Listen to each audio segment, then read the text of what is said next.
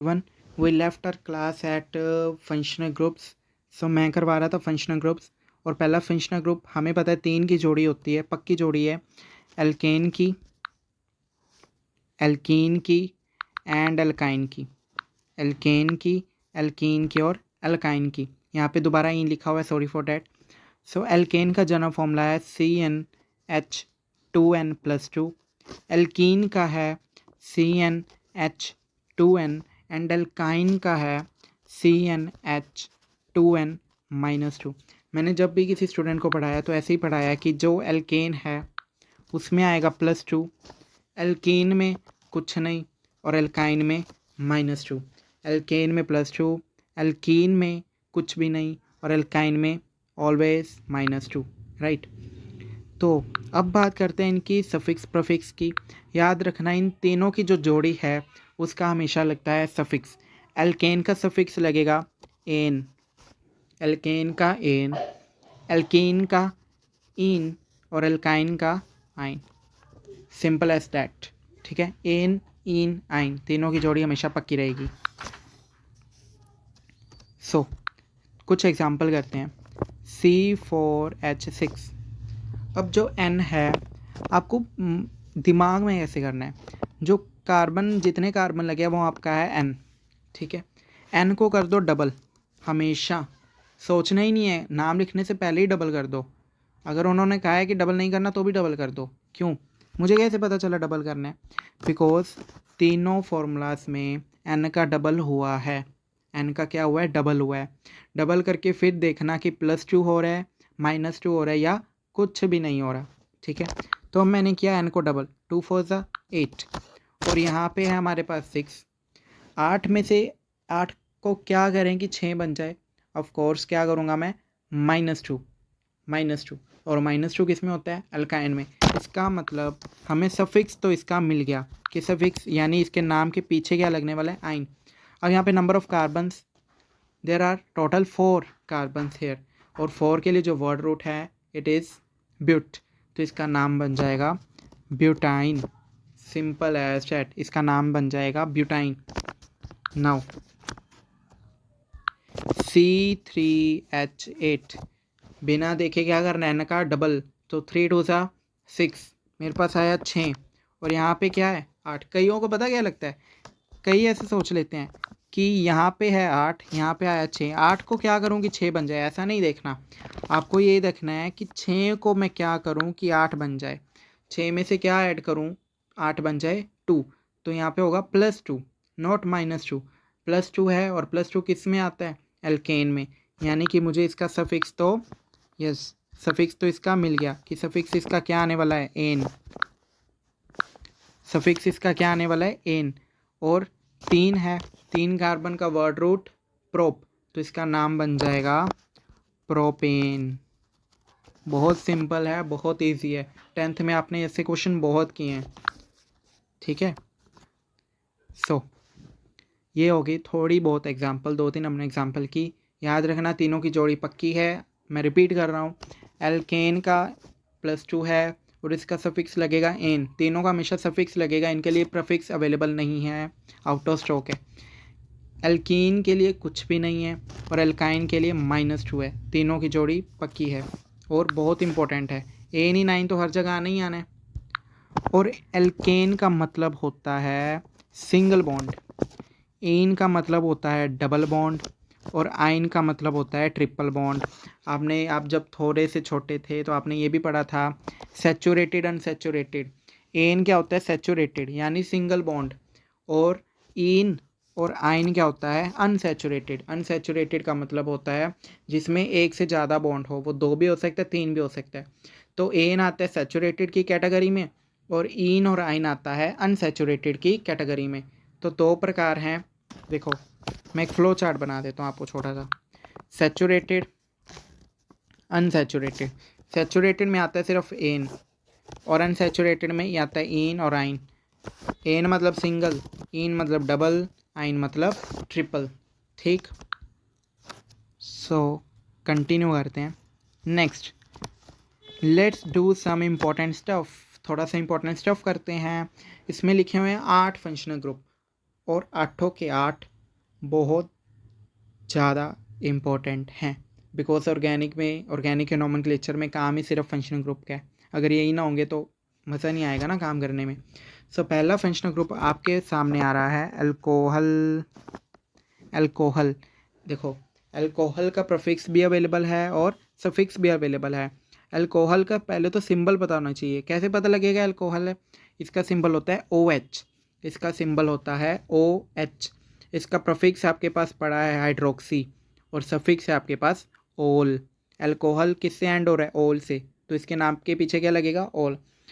आगे मैं बताऊंगा कि कहाँ पे प्रीफिक्स यूज़ करना है, कहाँ पे सफिक्स। वैसे आपने यहाँ पर भी पढ़ लिया है कि जिस चीज़ की ज़्यादा प्रायोरिटी है उसका लगेगा सफिक्स और जिस चीज़ की कम प्रायोरिटी है उसका लगता है हमेशा सफिक्स।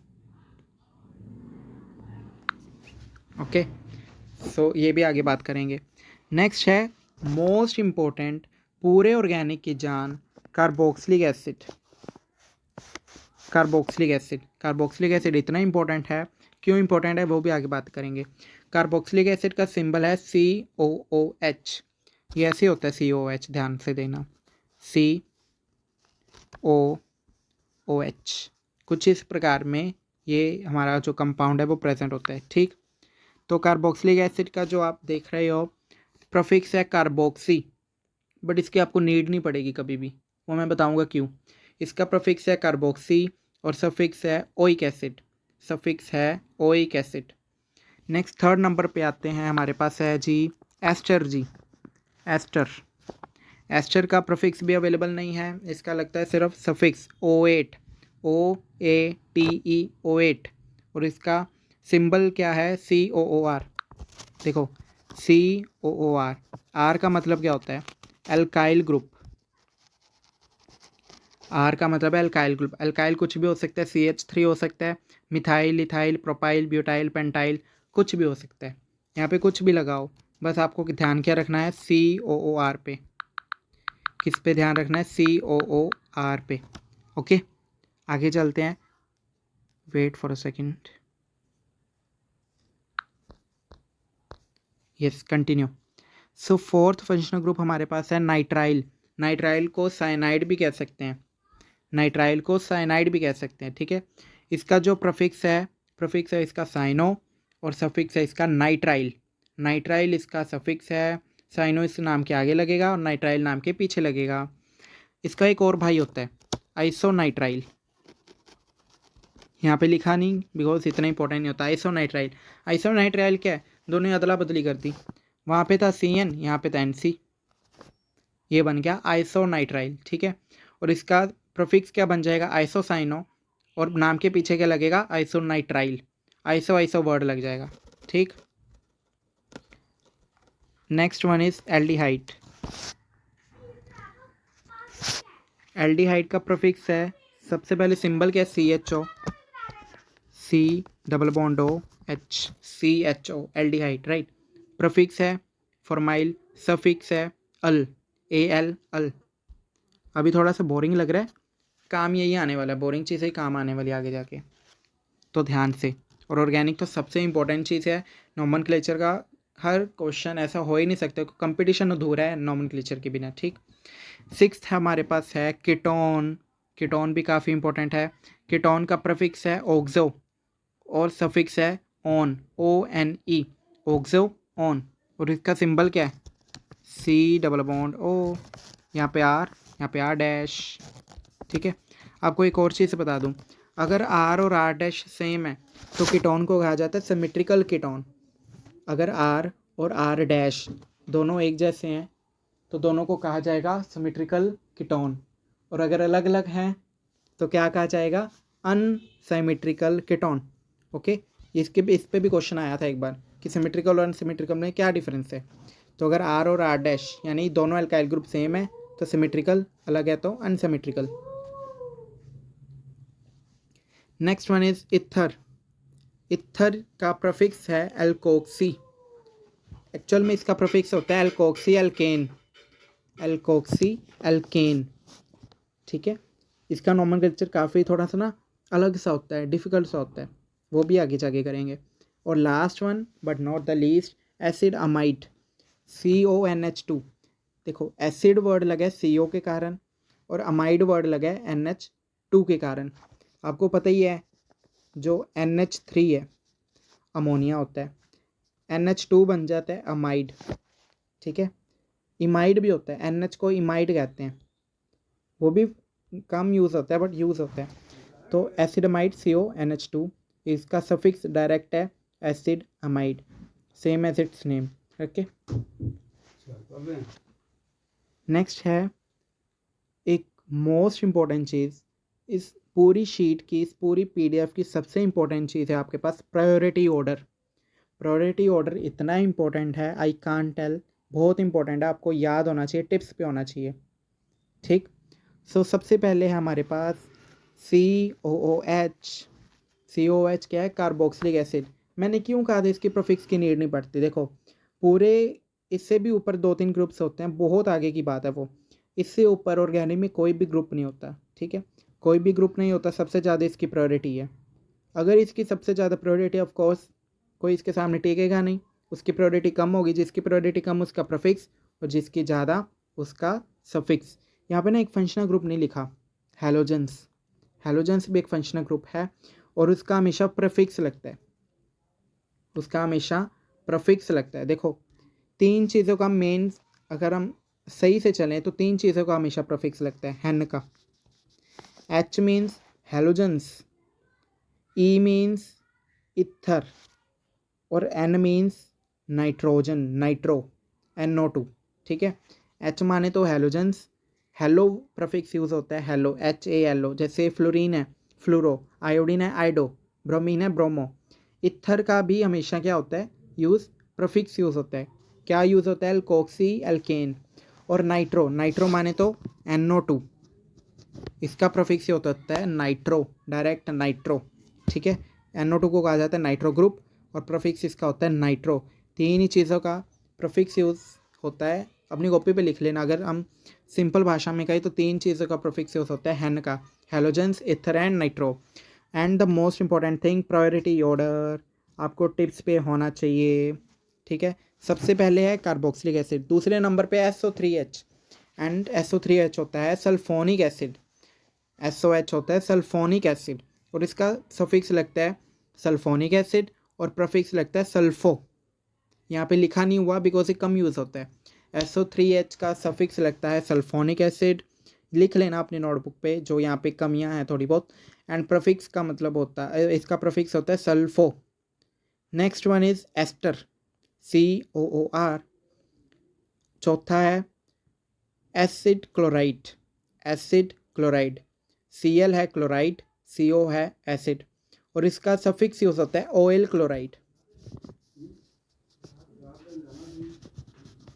OL क्लोराइड इसका सफिक्स होता है। ये भी बता देता हूँ OL क्यों, बिकॉज जो COCl के होते हैं कंपाउंड, COCl यानी एसिड क्लोराइड के कंपाउंड होते हैं, वो ऑयली नेचर के होते हैं, ऑयली होते हैं। ऑयली समझ सकते हो, जो जैसे तेल से फील हो, ठीक है। तो उसके जो कंपाउंड्स होते हैं वो होते हैं ऑयली, डैट्स वाई इनका सफिक्स रखा गया OL क्लोराइड, ठीक। नेक्स्ट है CONH2 एसिडमाइड, आगे है साइनाइड, फिर CH हमारा aldehyde, CO ketone, OH alcohol, NH2 amide, then आता है alkene, C double bond C, और डबल बॉन्ड किस में होता है? एल्कीन में। और CC यानी सिंगल बॉन्ड तो एल्केन, तो एल्केन की बिल्कुल इज्जत नहीं है, एंड पे आएगा, ठीक है।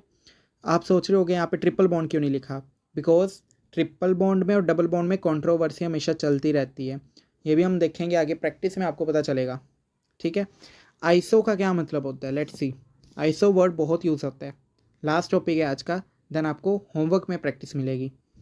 सो आइसो वर्ड का क्या मतलब है?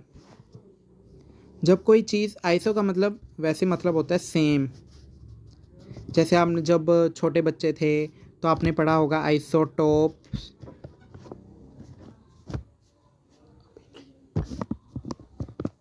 आइसोबार्स, है ना, आइसोटोन्स, आइसो इलेक्ट्रॉनिक, और आइसो का वर्ड होता है सेम होना, ठीक है। यहाँ पे भी आइसो का वर्ड वही है, सेम होना। आइसो बहुत यूज़ होता है, आइसो हो गया, नियो हो गया, ऐसे चीज़ें हम देखेंगे नेक्स्ट वीडियो में, राइट। सो आइसो का मतलब होता है सेम होना। जब दो फंक्शनल ग्रुप आपस में सेम हो जाएं तो वहाँ वर्ड यूज़ होता है आइसो। जैसे ये है मेरे पास सी सी सी सी। अब अगर आप इस कार्बन पर अगर नज़र घुमाएं तो इसके जो ये वाले दो कार्बन है ना, ये सेम है। आपको लग रहा होगा ये भी सेम है, बट मैं एक और एग्जांपल लेता हूँ ताकि आपको अच्छे से क्लियर हो जाए। फॉर एग्जांपल अब देखो, now these carbons are same, तो इस चीज़ को कहा जाता है आइसो। और इसका नाम पता है क्या बन जाएगा? इसका नाम आपके पास बनेगा आइसोपेंटाइल। आइसोपेंटाइल या आइसोपेंटेन भी कहा जा सकता है। आइसोपेंटेन क्यों? क्योंकि 1 2 3 4 5 कार्बन है, इसलिए इसका नाम है आइसोपेंटेन। फॉर एग्जांपल अगर मैं यहाँ पे लिखता हूँ, now this is known as isobutane. This is known as isobutane. ठीक है, तो आइसो वर्ड तब यूज़ होता है जब जो कार्बन हैं उनके नंबर सेम हों। और एक चीज़ और बता देता हूँ छोटी सी, वैसे अगली वीडियो में डिस्कस करने वाला था, नियो क्या होता है। इसे कहते हैं नियो। इसका नाम है नियोपेंटेन। आपको मेन यही याद रखना है। नियो क्या होता है? देखो यहाँ पे भी कार्बन नंबर सेम है चारों तरफ। नियो में चारों तरफ होगा, और जो आइसो है उसके एक कार्बन पे दोनों जो ब्रांचेस होंगे वो सेम नंबर के होंगे। ठीक है, so that was the basic of nomenclature. Light lecture रखा था मैंने फर्स्ट, आई टोल्ड यू कि थोड़ा सा लाइट लेक्चर ही रहेगा। ठीक है, आगे थोड़ा सा है आपके लिए होमवर्क। पूरे 10 क्वेश्चंस हैं, आपको होमवर्क दिया जाएगा। स्क्रीनशॉट ले लो इसका। ओके देन, आपको ये कंप्लीट करना है होमवर्क। वीडियो देखने के 10 मिनट में ही इसका आंसर आ जाना चाहिए। मैं डाउट्स करवाऊँगा, अगली वीडियो में ही डाउट्स होंगे। पहला एक क्वेश्चन करवा देता हूँ मैं। Okay then, I am going to end that video at that time. So आपको अपना होमवर्क कंप्लीट रखना है। ठीक है, see you in next video. Good evening, bye bye, thank you.